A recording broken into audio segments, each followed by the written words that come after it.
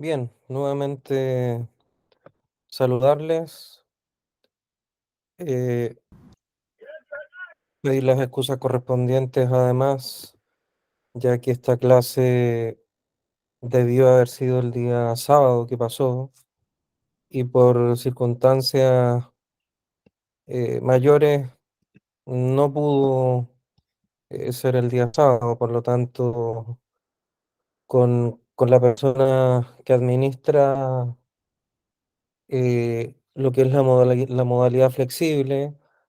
Estuvimos viendo las fechas y concordamos en que íbamos a dejar esta clase para el día de hoy, ¿ya?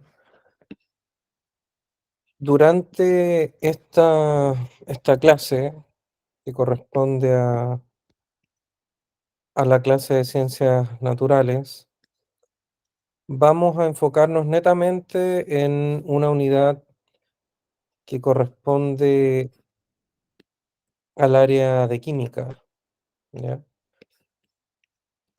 Al área de química y que tiene relación con las famosas disoluciones químicas. Lo primero, y tal como hago en las clases anteriores, necesito saber si me escuchan y si es que ven la presentación que yo estoy compartiendo para ustedes. Se escucha, pero no se ve la información, sale un trozo en inglés. Ok, muchas gracias. Vamos a ver inmediatamente el tema de la presentación.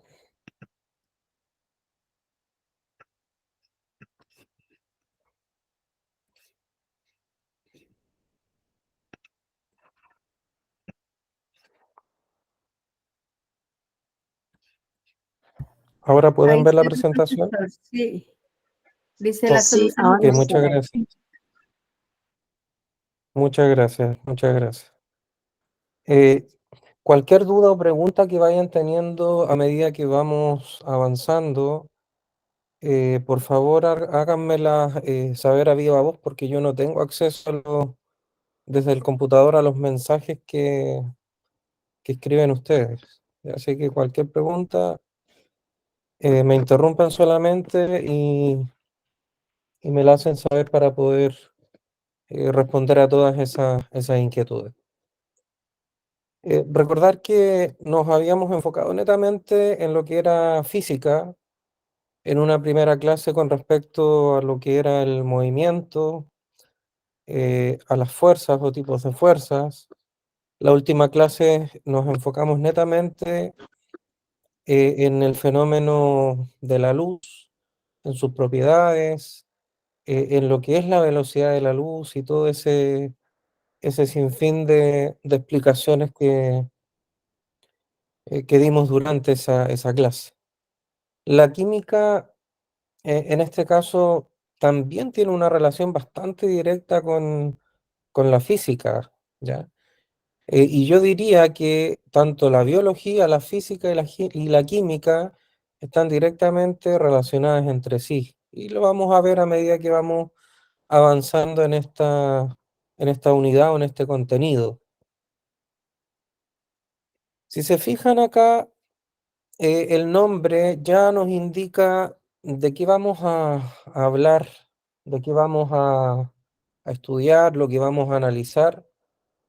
eh, Conceptos como el de mezclas, disoluciones, solubilidad, unidades de concentración, entre otros, que son los conceptos básicos que deberíamos tener en cuenta para poder entender este contenido. Y esas imágenes que están puestas ahí, bueno, no están por estar simplemente, porque veremos que cuando hablamos de disoluciones, o también llamadas soluciones químicas, ambos nombres se pueden utilizar, estamos haciendo referencia a la combinación de dos o más sustancias que tienen propiedades totalmente distintas, propiedades muy diferentes entre sí.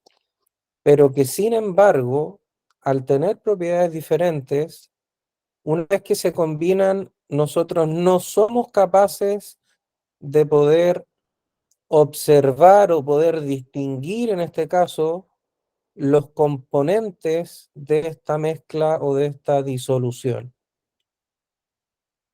Y en este caso, en estos matraces de fondo redondo que tenemos acá, podríamos señalar que tenemos distintas mezclas o distintas disoluciones. Sin embargo, solo vemos una fase, no distinguimos otros componentes. Podríamos tener una mezcla de agua y jugo en polvo que está diluido, que está disuelto, ¿verdad?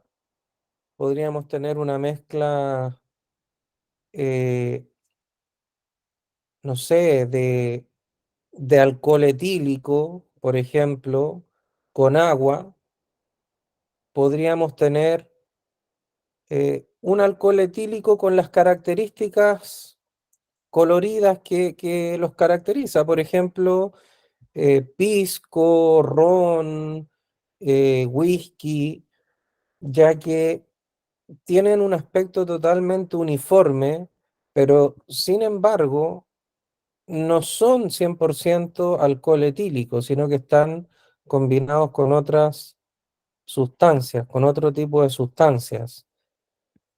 Para entender un poco de dónde provienen estos conceptos y de dónde nosotros nos podemos conectar con las disoluciones químicas, el concepto base es la materia, ¿ya? Sabemos que la materia está formada por unidades bastante pequeñas, unidades microscópicas que son los átomos. A su vez, la agrupación de átomos a nosotros nos podría eh, señalar o nos podría generar la presencia de distintos elementos químicos. Si combinamos dos o más elementos químicos de los que aparecen en la tabla periódica, vamos a formar los compuestos químicos, ¿ya? Por lo tanto, ahí tenemos dos conceptos bastante distintos y que en realidad las personas tienden a confundir. Piensan que elemento y compuesto es exactamente lo mismo. Yo cuando les enseño esta materia y les pregunto, denme un ejemplo de elemento químico. Es bastante típico que algunos señalan, por ejemplo, el agua. El agua es un elemento químico. ¿Cuál es la respuesta que yo les entrego? Tome su tabla periódica y busque si el agua está presente como elemento químico en ella. No la van a encontrar, ¿cierto? Porque el agua es un compuesto. ¿Por qué es un compuesto? Porque está formada por distintos elementos químicos. Está formada por dos átomos de hidrógeno y un átomo de oxígeno. Por lo tanto, en este caso, cuando se combinan estos elementos de la tabla periódica, que son alrededor de 120, de los cuales los 90 primeros están de manera natural, los podemos encontrar de manera natural, y el resto son todos sintetizados en laboratorio, desde el hidrógeno, que es el primero, hasta el uranio, que es el número 90, los podemos encontrar en cualquier parte del planeta, ¿ya? Los podemos encontrar de manera natural. Y estas combinaciones van a formar dos tipos de compuestos, fíjense. Por un lado tenemos las mezclas y por otro lado tenemos las sustancias puras. Vamos a llamar mezcla a la combinación de dos o más sustancias de distintas propiedades o características. Ejemplo, si yo combino agua y aceite, estoy formando una mezcla, ¿ya? Si yo combino alcohol desinfectante con agua, estoy formando una mezcla. El aire también es un tipo de mezcla, pero que está en otro estado de la materia, está en estado gaseoso. Y por otro lado tenemos las famosas sustancias puras. Y es acá donde están los famosos elementos y compuestos, ¿ya? ¿Por qué se llaman sustancias puras? Porque en este caso, los mismos elementos químicos yo no los puedo separar. Si los fragmento, lo único que voy a obtener son átomos de ese elemento. Si tengo 1 kilogramo de oro y fragmento ese kilogramo de oro, solamente voy a obtener átomos de oro, nada más. Por otro lado, en el caso de los compuestos, el más común y característico es el famoso cloruro de sodio. El cloruro de sodio es la sal común que conocemos, la que utilizamos para salar nuestras comidas, ¿ya? Cuya fórmula es NaCl. Está formada por un átomo de sodio y un átomo de cloro. Si yo fragmento este cloruro de sodio, voy a obtener sus elementos, que es el cloro y el sodio. Pero ¿qué pasa con esta mezcla entre agua y aceite? Si yo la fragmento, no voy a poder obtener estos elementos químicos o estos átomos como ocurre con las sustancias puras. Por eso es la diferencia, ¿ya? Y dentro de estas mezclas tenemos dos tipos. Tenemos las homogéneas y las heterogéneas. Nosotros nos vamos a enfocar netamente en las mezclas homogéneas.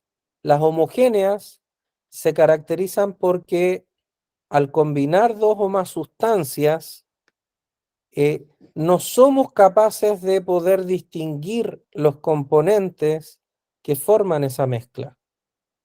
Tal como yo les daba el ejemplo eh, de todas las bebidas alcohólicas, porque tienen una estructura uniforme. Pero ¿qué pasa si yo combino agua y aceite? No tengo solamente una fase, sino que tengo más de una fase, tengo dos. Por un lado tengo el agua y por otro lado tengo el aceite. ¿Y por qué no se mezclan? Bueno, en primer lugar, tienen propiedades químicas totalmente distintas. El agua es una molécula polarizada que tiene polos positivos y negativos, debido a que el oxígeno que forma parte del agua es un elemento bastante electronegativo. ¿Qué significa eso? Que trata de eh, ganar o aceptar todos los electrones posibles para poder tener estabilidad química. ¿Y quién cede esos electrones? Bueno, los átomos de hidrógeno. Por otro lado, eh, en este caso de las mezclas heterogéneas, ¿ya? Estas mezclas y uno de sus componentes más característicos, el aceite, es una sustancia, es un compuesto que no tiene polaridad, es apolar. Y al no tener polaridad, no tiene atracción con la molécula de agua, ni con el polo positivo ni negativo de la molécula de agua. Y es por eso es que no se unen. ¿Por qué creen ustedes que el azúcar, la sal, sí pueden diluirse en el agua? Porque son compuestos con propiedades químicas muy similares. Son compuestos iónicos en el caso del cloruro de sodio. Al diluirse forman verdaderos puentes electrolíticos y en el caso del azúcar, ¿ya? está formado por enlaces covalentes que también son posibles de poder diluir a través de este solvente universal que es el agua. Por lo tanto, las disoluciones o soluciones químicas siempre serán mezclas homogéneas, ¿ya? Siempre mezclas homogéneas. Ahondando un poquito más en lo que son las sustancias puras, ya sabemos que están divididas en elementos y compuestos. Tengan claro que al hablar de elemento químico, el elemento químico está denotado por una simbología, y esa simbología es la que está en la tabla periódica. Algunos elementos químicos están denotados por una letra o por un símbolo, y en el caso de otros elementos químicos, su simbología tiene dos letras, en donde la primera letra siempre es mayúscula y la segunda siempre es minúscula. Y los ejemplos que están ahí abajito, tenemos el cobre, cuyo símbolo es Cu, la C mayúscula, la U minúscula, el potasio, cuyo símbolo químico es la K, el oxígeno, ¿ya?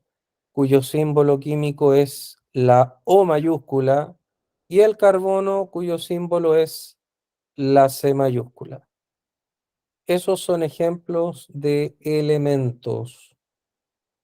Estos no se pueden separar. Si yo los separo, ¿ya? Voy a formar solamente átomos del mismo elemento. Pero si yo empiezo a separar los compuestos químicos, como el agua, el amoníaco, el benceno, que aparecen como ejemplos ahí, voy a obtener algo más pequeño, que son los elementos químicos, porque todo compuesto está formado por dos o más elementos, y los elementos a su vez están formados por átomos de ese mismo elemento. Por eso yo les daba el ejemplo del oro, ya que puede ser con la plata, el cobre, etcétera. Esos elementos están formados por el mismo tipo de átomos, no así los compuestos, porque el agua no solamente está formado por hidrógeno o por oxígeno, sino que se forma por la combinación de ambos elementos químicos, ¿ya? Lo mismo pasa con el amoníaco. El amoníaco está formado por un átomo de nitrógeno y tres átomos de hidrógeno.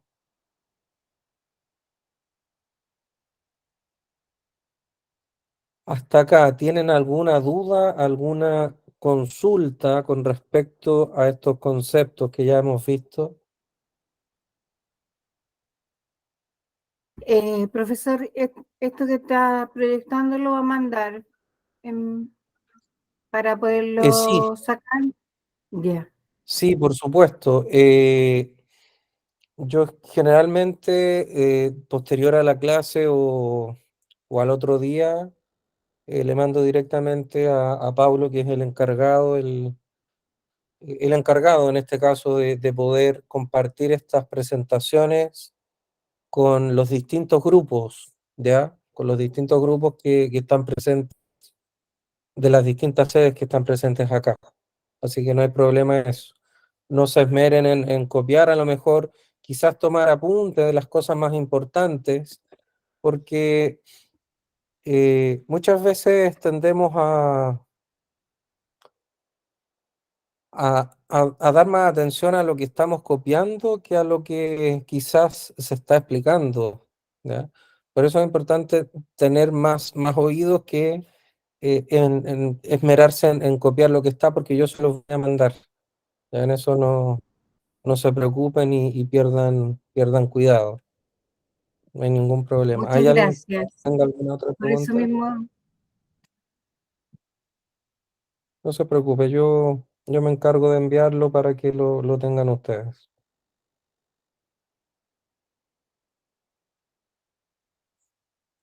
Ok, continuamos entonces. Nos vamos ahora con las famosas mezclas. ¿Ya? Bueno, el concepto de mezcla es bastante utilizado, bastante común, sobre todo, por ejemplo, en construcción, cuando se realiza el famoso hormigón, con la mezcla entre, qué sé yo, cemento, ripio o gravilla, para poder rellenar o realizar radieres y todo ese tipo de cosas.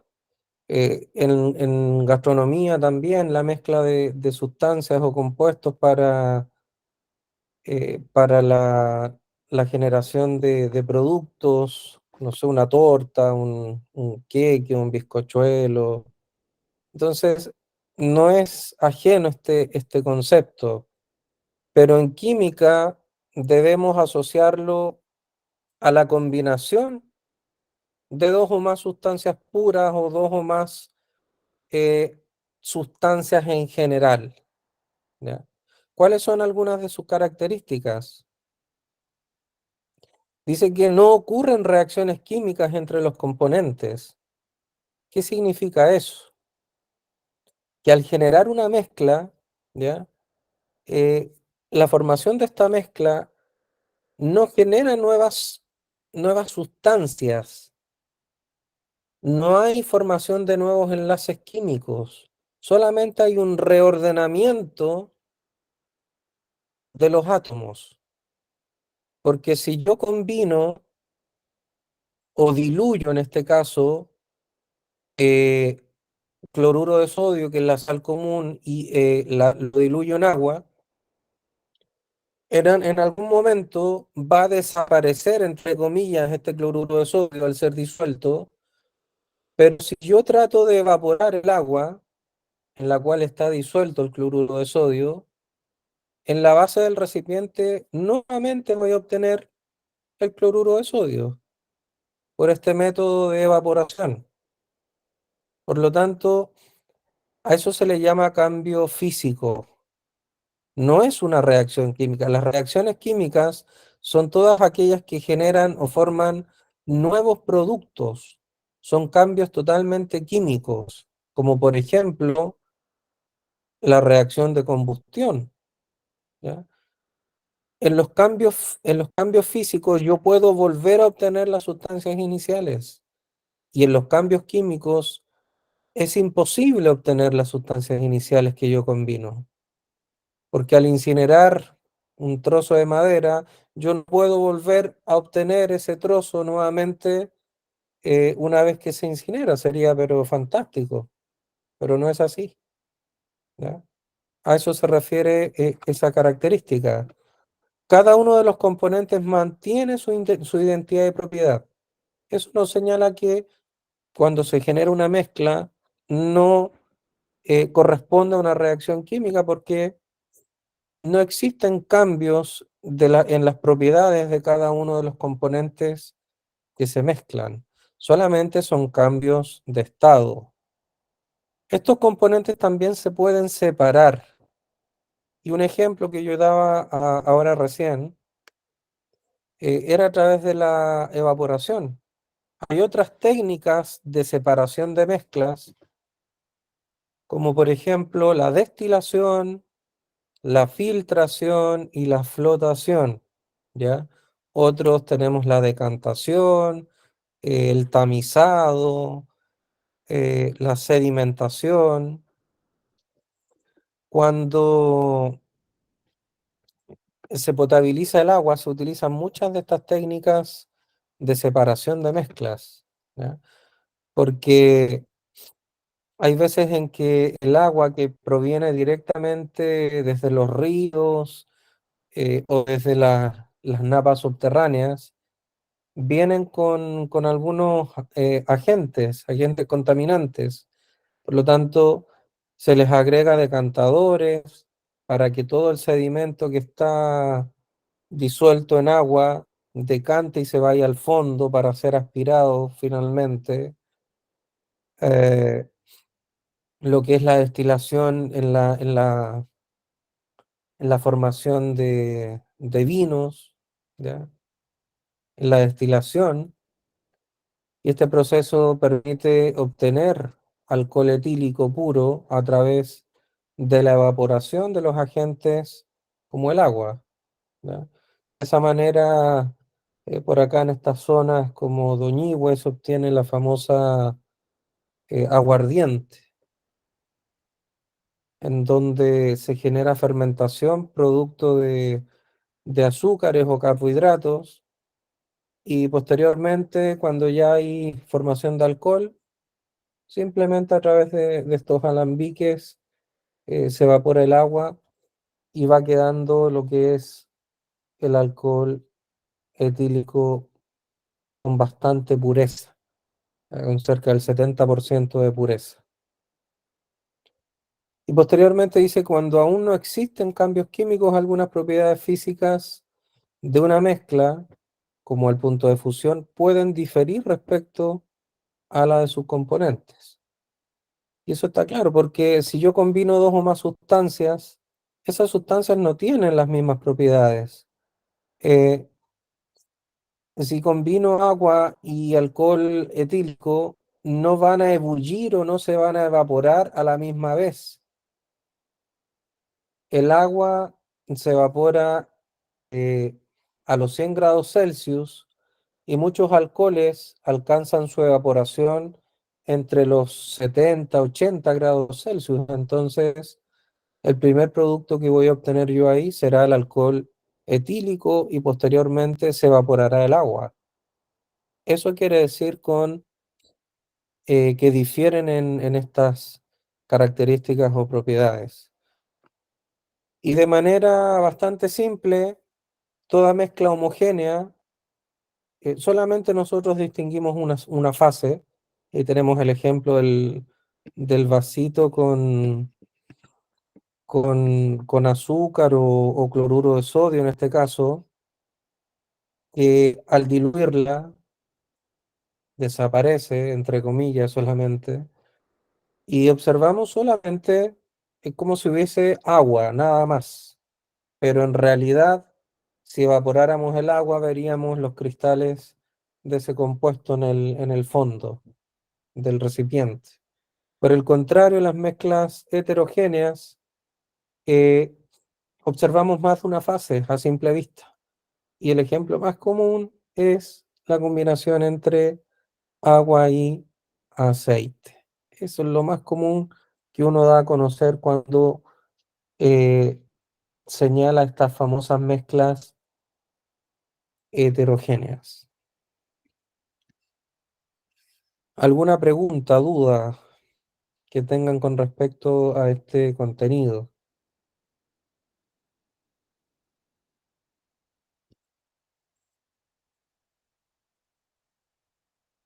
No, profe, Bien, yo no. fíjense que, ok, muchas gracias. Fíjense que dentro de las mezclas nos vamos a encontrar con otros tipos de combinaciones de sustancias, ¿ya? Y en el caso de las mezclas homogéneas, están formadas por un sólido en polvo, pequeñas partículas eh, que no son solubles, a las cuales nosotros llamamos suspensión, ¿ya? Y que se dispersan en un medio líquido. Lo más común es cuando nosotros preparamos un medicamento, ¿ya? Que viene en polvo, en el envase. Muchas veces también traen el componente líquido justo para poder agregarlo.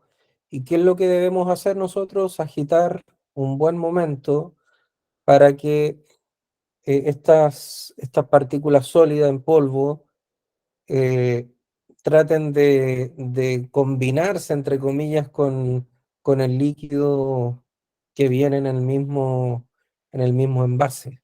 O agregamos agua eh, hervida pero fría, cierta cantidad, y también agitamos. Y tenemos la famosa citromicina, que es uno de los antibióticos de alto espectro, ya bastante utilizado, sobre todo en estos tiempos en donde anda mucha Los circulación bacteriana, ¿ya? Los antibióticos combaten bacterias y no virus. Eso hay que tenerlo claro. Las pinturas también son tipos de suspensiones, ¿ya? En donde existe un sólido que está disperso en un líquido. Otros ejemplos tenemos la combinación entre agua y arena, tenemos los jugos elaborados con frutas naturales, el talco fino en agua y los medicamentos como damos a conocer ahí. Estas partículas, que son las partículas en suspensión, eh, pueden ser visibles a nivel macroscópico, no necesitamos de un microscopio para poder observarlas. Y su diámetro en este caso podría alcanzar 0,03, perdón, 0,003 milímetros. ¿Ya? Eso quiere decir que aún son visibles a nuestra vista. Cuando ya hablamos de nanómetros u otras unidades de medida más pequeñas, ahí necesitaríamos nosotros eh, de un microscopio para poder observarlas directamente. La dispersión de partículas de una sustancia en un medio dispersor, ya formando otras sustancias, en este caso son mucho más pequeñas, ¿ya? Son prácticamente imposibles de observar a simple vista, una por una, ¿ya? Porque si las observamos en conjunto, sí distinguimos esas partículas. Y dentro de estas fases de dispersión tenemos los aerosoles, tenemos la niebla, el humo, la espuma de la cerveza. De un efecto bastante característico que quizás no muchos conocen, es el efecto Tyndall, ¿ya? Y se señala como fenómeno físico que hace que las partículas coloidales en una disolución o en un gas sean visibles al dispersar la luz. Y es la imagen que tenemos ahí como paisaje, ¿ya? En donde estas partículas suspendidas en el aire son visibles cuando se dispersa la luz. También, si ustedes se han fijado en estos días nublados, cuando observamos también a simple vista estos famosos rayos del sol que aparecen entre las nubes en un día nublado, podemos también, a lo mejor no eh, tan de buena forma, de buena manera, pero observamos estas partículas de agua, es vapor de agua, ya que estos rayos luminosos atraviesan estas nubes que son o están formadas por estas pequeñas gotitas de agua.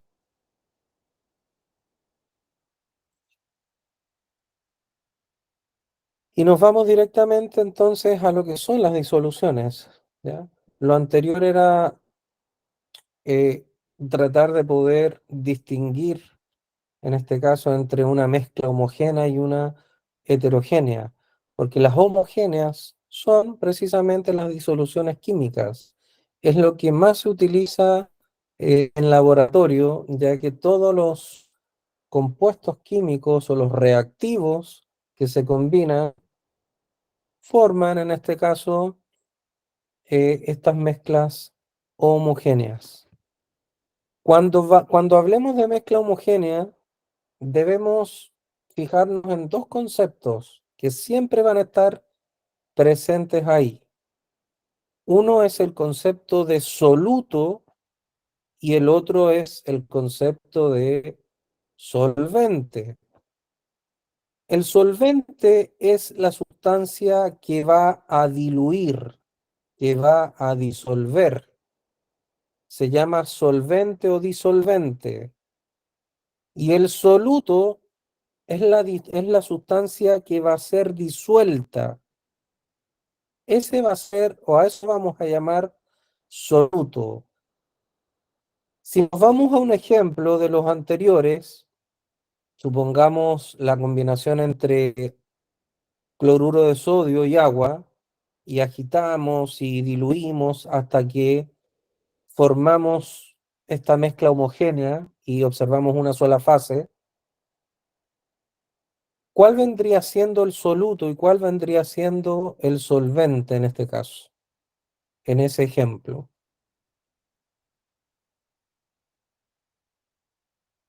¿Alguien se atreve a responder?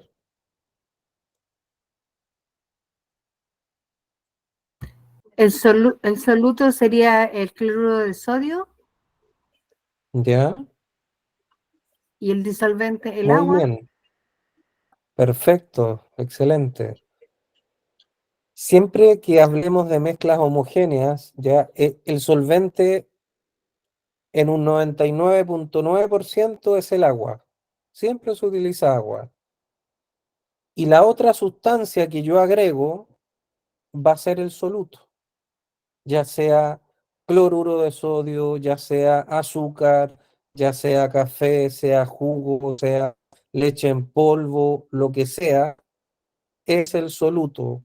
Y fíjense que el soluto más el solvente, como aparece ahí abajo, forman la solución o disolución.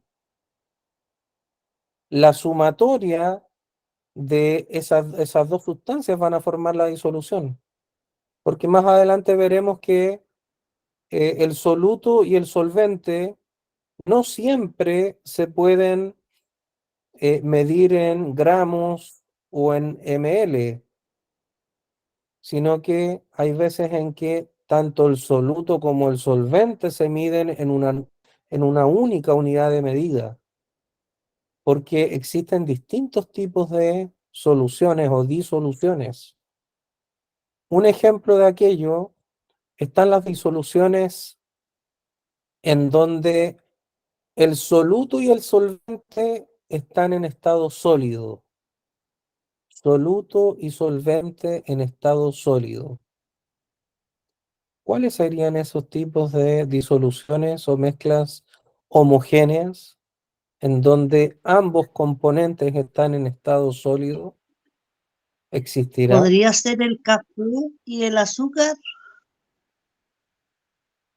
Ya, si yo combino café y azúcar, observaré solamente una fase o distinguiré, en este caso, distinguiría el azúcar y el café al tratar de mezclarlos.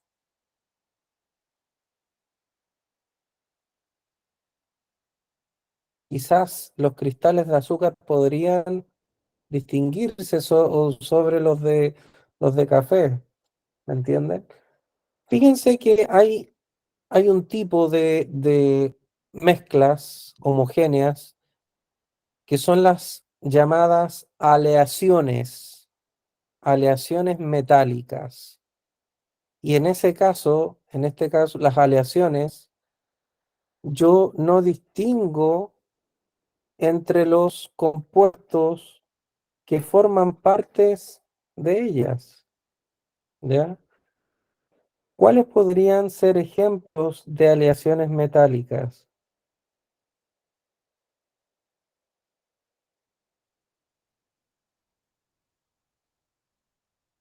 ¿Podría ser el hierro y el estaño o no? Ya, ok, perfecto. Muy bien. ¿Qué otro tipo de aleaciones conoceremos? Oro, plata también, Fíjense ¿o que no? ya, si hablamos en términos ¿cómo se llama? Orfebrería se llama este tema de la confección de joyas. Sí, Sí, perfecto. sí. Lo con el tema con el tema de las joyas de oro. porque el oro no es solamente oro, es una aleación entre oro y otro metal. Porque fíjense ustedes que el oro de manera natural es bastante quebradizo, es bastante blando. Entonces, para darle dureza, se combina generalmente con cobre u otro elemento metálico. Por lo tanto, no es solamente oro. Lo mismo pasa con el acero, también es una aleación, ¿ya? También es una aleación. Eh, el, el latón también es una aleación. El bronce, ¿ya? La amalgama, el peltre, son muchos los ejemplos de aleaciones en donde se combinan dos o El- más sustancias metálicas para hacerlas un poco más eh, duraderas. ¿Sí? ¿Alguna pregunta? Están las amalgamas dentales, también son una mezcla de estos productos. Exactamente, cuando hablamos del tema de las amalgamas, ¿ya? Son precisamente, son sellantes dentales que utilizan los odontólogos.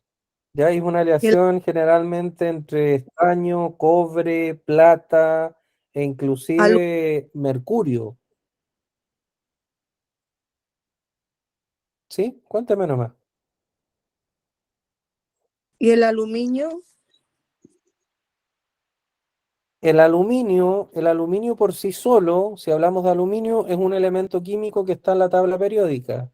Pero si hablamos de aluminio en cuanto a los productos, ya supongamos una ventana de aluminio, una olla de aluminio, eh, son componentes que están mezclados, son aleaciones entre más de un elemento químico, ¿ya? Y eso es porque muchos de los metales que existen en la naturaleza por sí solos no son tan fuertes, ¿ya? No son tan, o sea, son muy maleables, no dan resistencia o no darían resistencia a los utensilios que hoy en día conocemos. Por eso se crean estas famosas aleaciones, que son mezclas homogéneas o combinaciones entre metales y metales, sólidos y sólidos. Y así también como hay mezclas homogéneas de gases y gases, gases en gases. Y hay un ejemplo que es el más común de todos, el aire. El aire es una mezcla homogénea. Nosotros no podemos observar a simple vista cuáles son los componentes del aire. Claro, sabemos que utilizamos el oxígeno para que nuestras células puedan realizar eh, todas las funciones metabólicas debidas y por haber para mantenernos En la con primera, vida, disculpe, pero, en la primera pero el clase usted oxígeno nos no habló es de el esto. único elemento. ¿Cómo? En la primera clase usted nos habló precisamente de esto, de la mezcla que era Exactamente, el oxígeno y todo. exactamente. El aire está formado por oxígeno,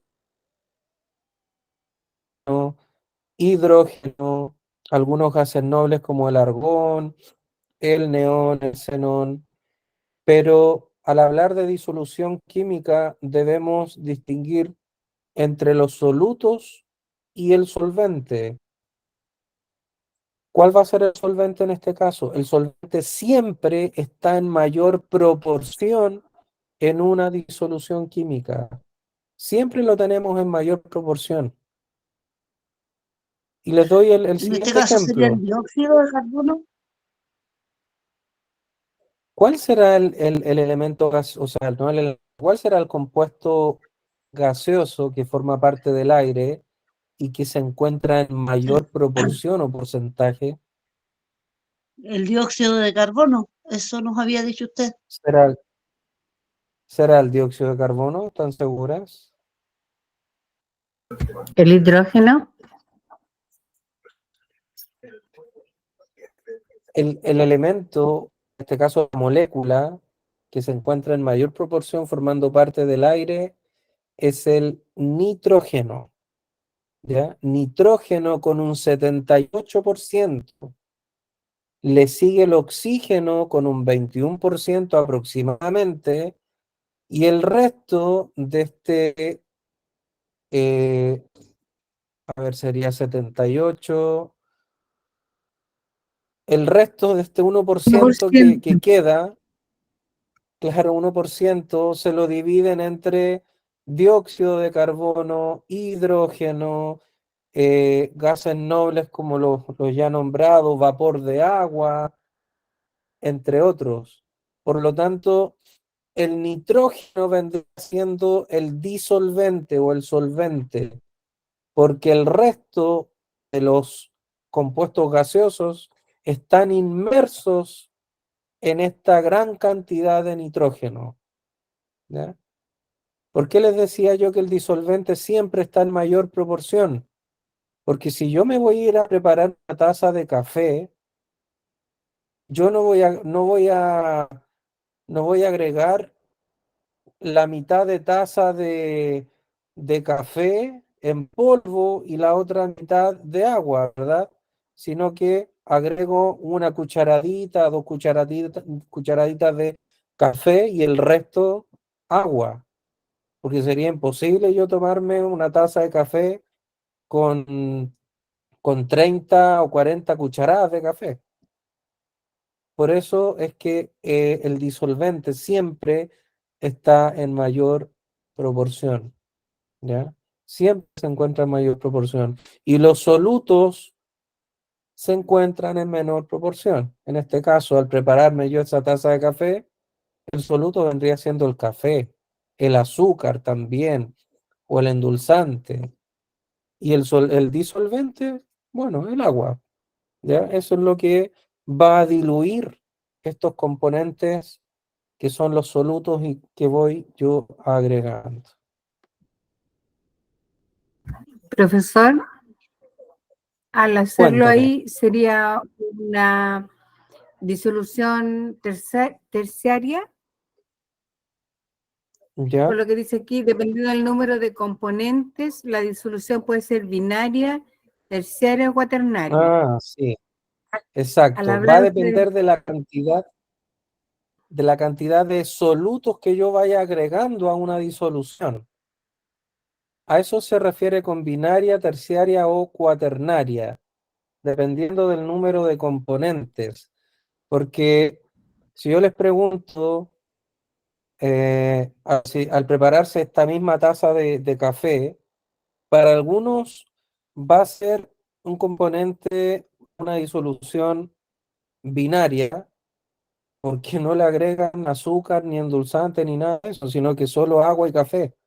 Para otros será una disolución terciaria, porque aparte del agua y el café, le agrego el azúcar o el endulzante. Y quizás para otros hasta cuaternaria, porque aparte de esos solutos que ya les nombré y el agua, les agrego otras cosas. Entonces va a depender de la cantidad de componentes que yo vaya agregando a una mezcla para poder catalogarla como binaria, terciaria o cuaternaria. ¿Y por qué no existirán las primarias? Solamente desde las binarias en adelante. porque no puede ser solo un componente. Muy bien, ¿cierto? Porque una mezcla, ya vimos la descripción, se refiere a la combinación de dos o más sustancias. No puede ser solo una sustancia, porque ahí estaríamos hablando de sustancias puras, ¿ya? Sustancias puras. Muy bien. Vamos a checar un poquito. Esta imagen más o menos, o esta diapositiva muestra de qué manera el disolvente actúa sobre los solutos, o en este caso, de qué manera el agua envuelve a las moléculas de soluto para poder diluirlas. Y ahí en el recuadro que aparece al medio dice que el agua es el disolvente de la mayoría de las disoluciones. Por eso se recibe el nombre de disoluciones acuosas, ¿ya? Porque el agua es su disolvente y se conoce como disolvente universal. Está claro que el agua no diluye todas las sustancias que existen en la naturaleza, pero sí la gran mayoría. Por eso hay un dicho en química en donde se señala que lo polar disuelve a lo polar. Como el agua es una molécula polar, disuelve a todos los componentes polares, como cuáles, por ejemplo, como el cloruro de sodio, como el azúcar, como el bicarbonato, y así un sinnúmero de componentes que son clasificados como compuestos polares. Y lo apolar disuelve a lo apolar. En este caso, el aceite, que es un componente apolar, podría ser disuelto por una sustancia apolar. En química, por ejemplo, como reactivos químicos, tenemos un disolvente llamado éter, que es apolar. Por lo tanto, el aceite podría ser disuelto en ese componente que es el éter. ¿Ya? Que nunca se les olvide, polar con polar, apolar con apolar. ¿Ya?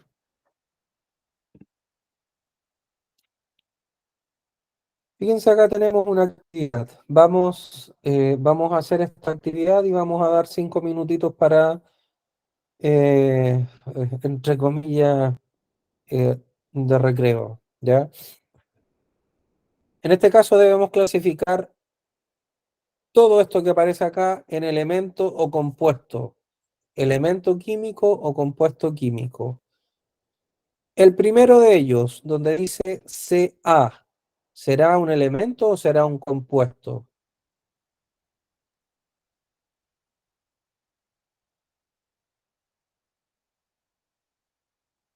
¿Qué piensan ustedes? Un elemento, Muy bien, es un elemento químico. Ca es el calcio, es el elemento número 20 de la tabla periódica, ¿ya? Es el calcio. El segundo, donde dice MgO, ¿será elemento o compuesto? Compuesto, Muy bien, es un compuesto. Ese compuesto se denomina óxido de magnesio. No es tan difícil distinguir entre elemento o compuesto, ¿verdad? ¿Por qué? Porque los compuestos son todos aquellos formados por dos o más elementos químicos. Y ahí está la clave. El tercero, H2O. pero el compuesto o elemento. Es elemento. Me suena esa fórmula, H2O. Elementos del agua, ¿Será el agua es un elemento o es un compuesto? compuesto. Compuesto, muy bien, ¿cierto? Porque si fuera elemento, estaría presente en la periódica. Y si yo busco el agua en la tabla periódica, jamás la voy a encontrar. ¿Ya? Por lo tanto, muy bien, es un compuesto. El cuarto, donde dice donde está la P solita. ¿Elemento o compuesto? ¿Elemento? Muy bien, es un elemento. ¿A qué elemento pertenece ese símbolo? ¿Paladio? No, es el elemento número 15 de la tabla periódica. Muy famoso, muy conocido y que de manera natural actúa como un nutriente potasio, principal de las Potasio. algas. potasio. No, no es potasio. El potasio es K, K de kilo. Es el Fósforo. fósforo. Pues yo sé, el Es el fósforo. fósforo. Muy bien, el fósforo. El número 5, donde dice NH3, ¿será compuesto o Compuesto. elemento? Muy bien, perfecto. ¿Qué nombre tiene ese compuesto? ¿Alguien sabe? También es muy famoso.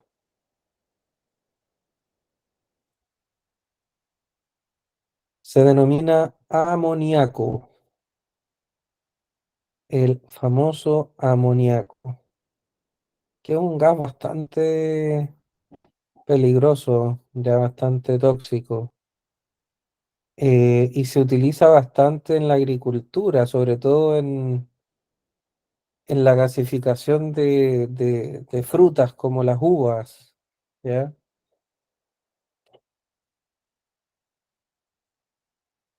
El que le sigue al amoníaco, CH4, ¿compuesto o elemento? Compuesto. Compuesto, muy bien. ¿Y qué nombre tiene ese compuesto?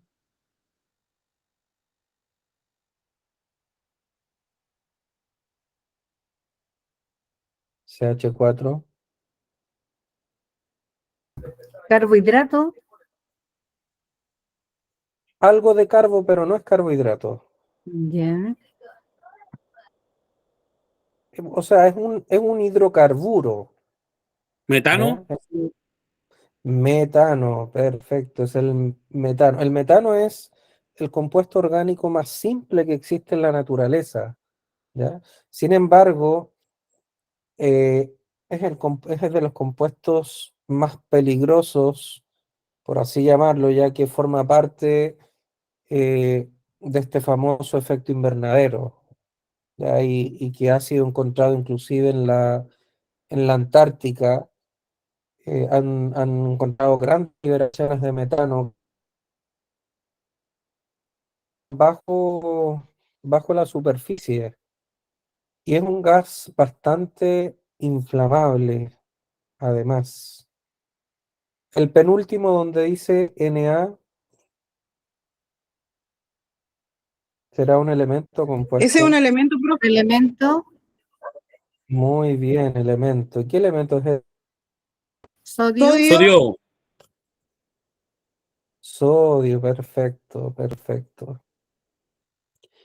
¿Y el hielo seco es un elemento o un compuesto?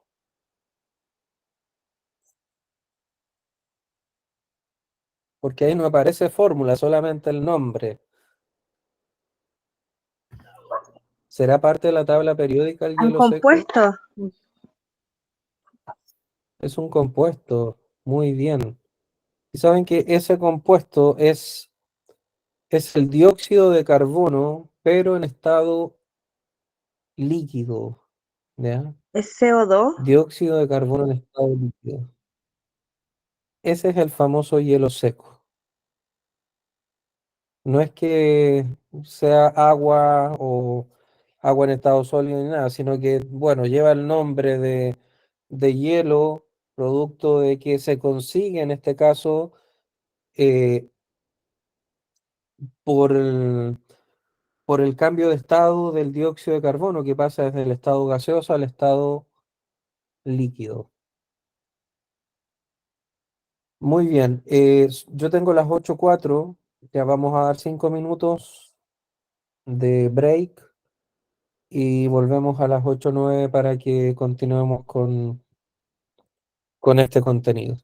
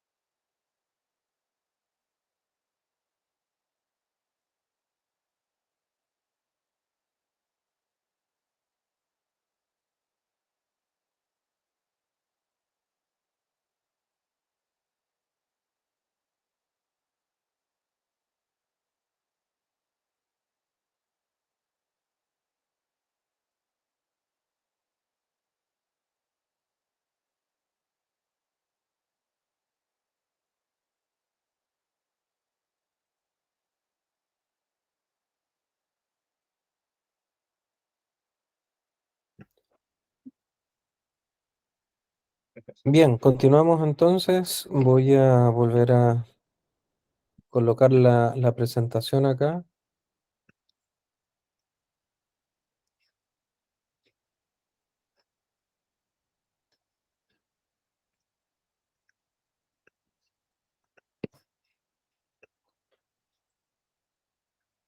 Ok, después de haber analizado las características de lo que son las sustancias puras, las mezclas, los tipos de mezclas, varios ejemplos para poder determinar entre elemento y compuesto.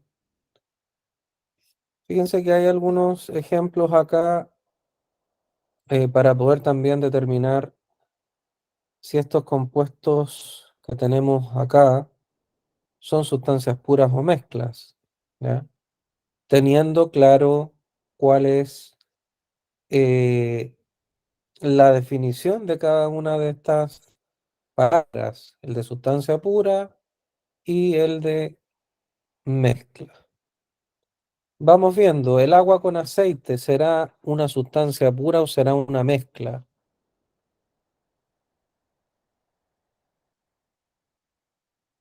Una mezcla, Perfecto, es una mezcla, ¿cierto? Es una mezcla de dos sustancias que en este caso está claro ahí que es el agua, ya ahí es el aceite. El bronce, ¿será una mezcla o será una sustancia pura? ¿Qué creen ustedes? Una mezcla, profesor. Muy bien, el bronce es una mezcla, es una aleación, ¿cierto? Entre cobre y estaño. Aproximadamente, fíjense que el bronce tiene un 67% de cobre y un 33% de estaño. Por lo tanto, es una mezcla, es un tipo de aleación. El dióxido de carbono, cuya fórmula es 2, ¿será una sustancia pura o será una mezcla? Sustancia pura. Perfecto, muy bien.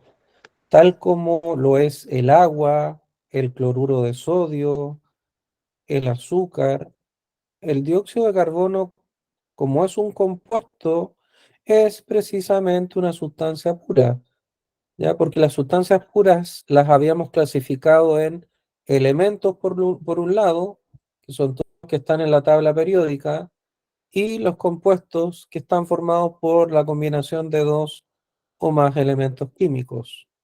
Y el dióxido de carbono está formado por un átomo de carbono y dos átomos de oxígeno. Su fórmula es CO2. El cobre será una sustancia pura o una mezcla. Una sustancia pura, profesor. Perfecto, muy bien. El cobre lo encontramos directamente en la tabla periódica, ¿cierto? Eh, el cobre es el elemento número 29, cuyo símbolo es Cu.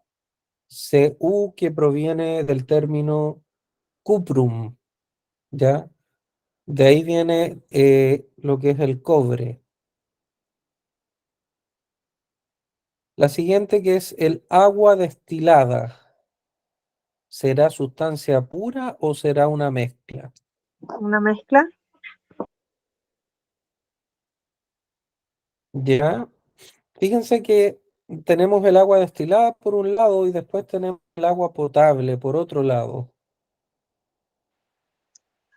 ¿Habrá alguna Una diferencia sustancia entre ambas? pura, profesor. y el agua Bueno, yo les voy potable, a una dar mezcla. les voy a dar inmediatamente la diferencia. ¿Ya? El agua destilada es aquella agua que está libre de sales minerales. Es un agua, entre comillas, purificada. Solamente está presente esta molécula y nada más. Por lo tanto, químicamente hablando, el agua destilada vendría siendo una sustancia pura, porque solamente es agua y nada más, ¿ya? En cambio, el agua potable es una mezcla, porque no tan solo tenemos H2O, sino que también hay muchos minerales, muchas sales minerales incluidas en el agua potable. Tenemos eh, iones de calcio, iones de magnesio, iones de flúor. flúor, iones de cloro, ¿ya? Tenemos muchos iones disueltos en el agua, por lo tanto vendría siendo una mezcla. ¿El aire será una sustancia pura o será una mezcla? Una mezcla. Perfecto, muy bien. Es una mezcla, ¿verdad? Señalamos nosotros delante que en este caso el disolvente es el nitrógeno, porque está en mayor oxígeno, y el resto de las sustancias gaseosas venían siendo los solutos. Por lo tanto, es una mezcla de sustancias gaseosas. ¿El gas licuado será una mezcla o será una sustancia pura? ¿Y por qué? Es una mezcla, creo yo, profesor, ¿Sí? ¿Por qué piensa que es una mezcla? porque es como un conjunto de, bueno, el gas licuado de, no sé, se supone que se hace como de la basura y todo esto se va juntando. Yo creo que por eso es una Tiene más mezcla de de, dos mezclas. Ya, perfecto. Fíjese que sí, el Combinación de gas dos licuado es o más una mezcla, sustancias. dos o más sustancias, es una mezcla, ¿ya? Es una mezcla. Principalmente, el gas licuado, fíjense que está formado por sustancias orgánicas, gaseosas, como lo es el propano y lo es el butano. Propano y butano están ahí en distintos porcentajes formando parte de este gas licuado. Por lo tanto, sí es una mezcla. Y finalmente el helio, ¿será una mezcla o será una sustancia pura? Una sustancia pura. Muy bien, perfecto. ¿A qué asocian el helio? ¿Saben lo que es el helio? la cosa que inflan los Al globos átomo. esos que echan a volar. Ya, perfecto, muy bien, Como un sí. gas. Eh, Como un, es un gas, ¿cierto?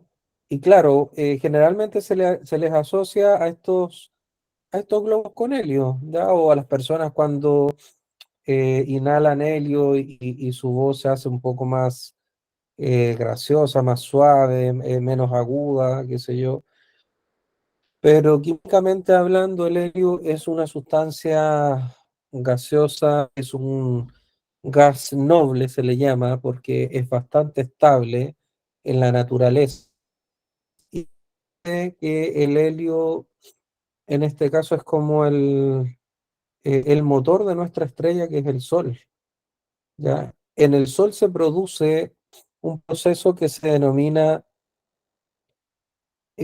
fusión nuclear, que no se da acá en la Tierra.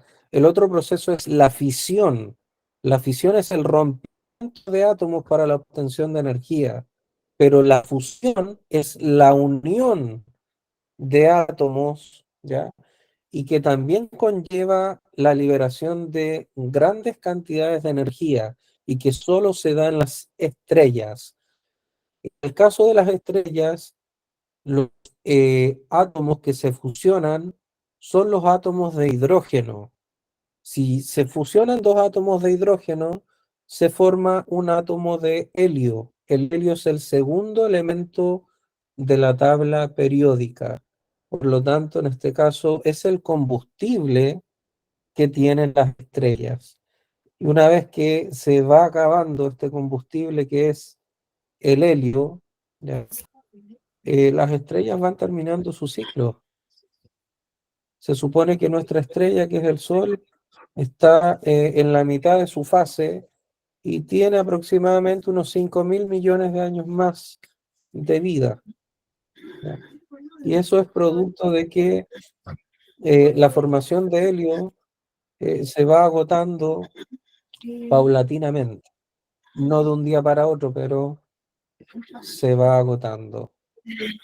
Vamos a saltarnos estos ejemplos que también teníamos y nos vamos acá. Acá tenemos un esquema, una tabla en donde nosotros podemos clasificar los tipos de disoluciones según los estados físicos de sus componentes. ¿Alguna pregunta? ¿Alguien tiene alguna duda? No, al parecer no. Clasificación de estas disoluciones según sus componentes. ¿Ya? Sabemos que una disolución está formada por un soluto y un solvente. El solvente generalmente está en mayor cantidad que el soluto, pero tanto el soluto como el solvente pueden estar en distintos estados de la materia, en estado sólido, en estado líquido o en estado gaseoso. Ya sabemos del aire que es un tipo de disolución gaseosa en estado gaseoso, ya que tanto el disolvente, que es el nitrógeno, como sus solutos, el oxígeno, el helio, dióxido de carbono, están en estado gaseoso. Tenemos las bebidas gaseosas, que es un tipo de disolución líquida, porque tenemos el disolvente, que es un líquido y que generalmente es agua, y en este componente que es el agua tenemos disuelto un gas. En el caso de las bebidas gaseosas, este gas es el anhídrido carbónico o ácido carbónico, ¿ya? Ese es el gas que cuando nosotros destapamos una bebida va saliendo de su envase, porque todas las sustancias gaseosas tratan de, en este caso, ocupar la mayor cantidad de espacio posible, ya que todas las moléculas no tienen atracción entre ellas. No existen enlaces entre las moléculas en estado gaseoso. Tenemos un tercer ejemplo de una disolución, fíjense, sólida, pero en donde el soluto es un gas y el disolvente es un líquido, ¿ya? En este caso el soluto vendría siendo el hidrógeno y el sólido vendría siendo un elemento que es un elemento metálico, que es el paladio. Un tipo de disolución ya más común son las que tienen sus solutos y solventes líquidos, ¿ya?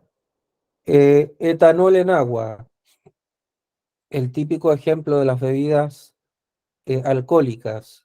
Todas las bebidas alcohólicas son una mezcla homogénea entre agua y alcohol etílico.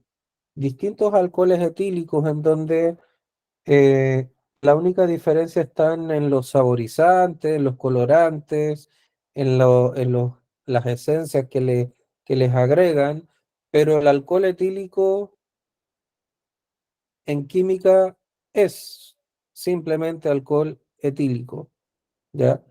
Y el alcohol etílico nosotros lo observamos también en casa, no en las bebidas alcohólicas, sino que en este alcohol para poder desinfectar heridas, ya en donde lo encontramos al 70%, al 95%, etcétera. Y estos porcentajes indican la cantidad de alcohol etílico puro que hay en esa disolución, que hay en ese envase. Si en un envase, ya sea de una bebida alcohólica o de este alcohol desinfectante, alcohol isopropílico también, me aparece, por ejemplo, 95%, Eso significa que de cada 100 ml de ese producto, 95 ml corresponde al alcohol isopropílico o al alcohol etílico, y solo un 5% vendría siendo otro tipo de sustancia que generalmente es agua. Si tomo, por ejemplo, una botella, observo una botella de whisky y me aparece ahí 40, un grado alcohólico de 40%. Eso significa que hay 40 ml de alcohol puro o etanol por cada 100 ml de ese envase. Si lo llevamos a la medicina, está el suero fisiológico. ¿Ya? El suero fisiológico, fuera del envase aparece 9,5% o 0,95% de disolución de cloruro de sodio. ¿Qué significa eso? Que por cada 100 ml de ese suero fisiológico, 9,5 gramos están disueltos ahí en agua. 9,5 gramos de cloruro de sodio. Y así se preparan todas las disoluciones. Y finalmente tenemos ahí las famosas aleaciones metálicas, que son las formadas por la combinación de dos o más sustancias sólidas, ¿ya? Como lo vimos en el caso del bronce, el acero, las amalgamas, el latón, entre otros. Así que esos son todos los tipos de disoluciones, con ejemplos incluidos, dependiendo de los estados físicos de sus componentes. Ahora bien, cuando existe disolución de muchos compuestos, como es el caso del cloruro de sodio, hay disoluciones que son muy buenas conductoras de electricidad. Hay disoluciones que son muy buenas conductoras térmicas. En el caso de la electricidad, en el caso de la conducción térmica, ahí tenemos las aleaciones, ¿ya? La mayor parte de los metales son buenos conductores térmicos y eléctricos.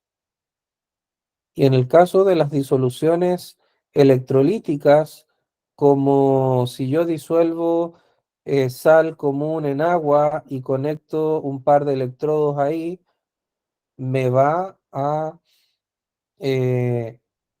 conducir electricidad.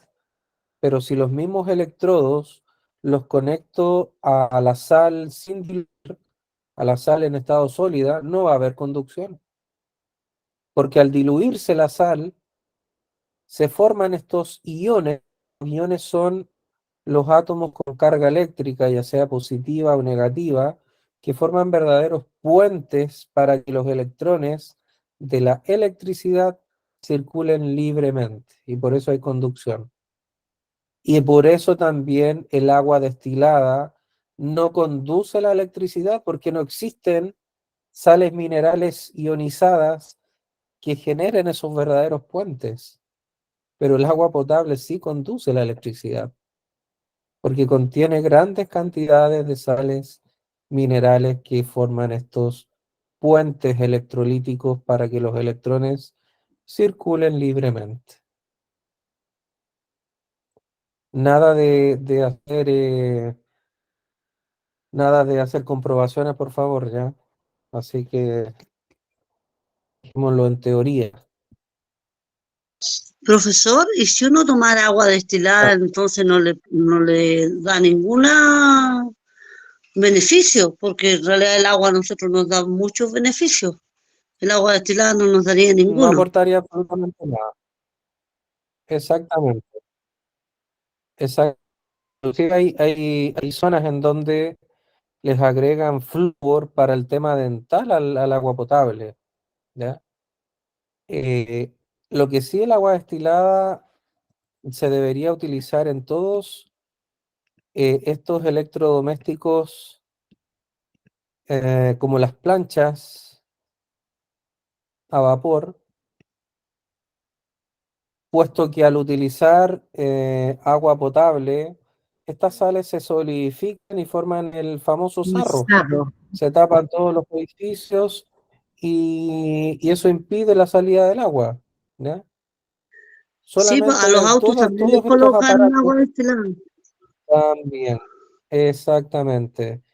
Eh, cada vez que eh, se utilice agua en todos estos electrodomésticos, debería ser destilada para evitar la presencia de calcificación de estas sales.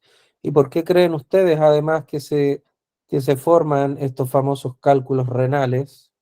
Por la solidificación de todas estas sales minerales, ¿ya? Son verdaderas piedras que se acumulan en el riñón producto de la solidificación o el exceso de sales minerales presentes a nivel orgánico, ¿ya? No sé si tienen alguna duda o pregunta hasta acá.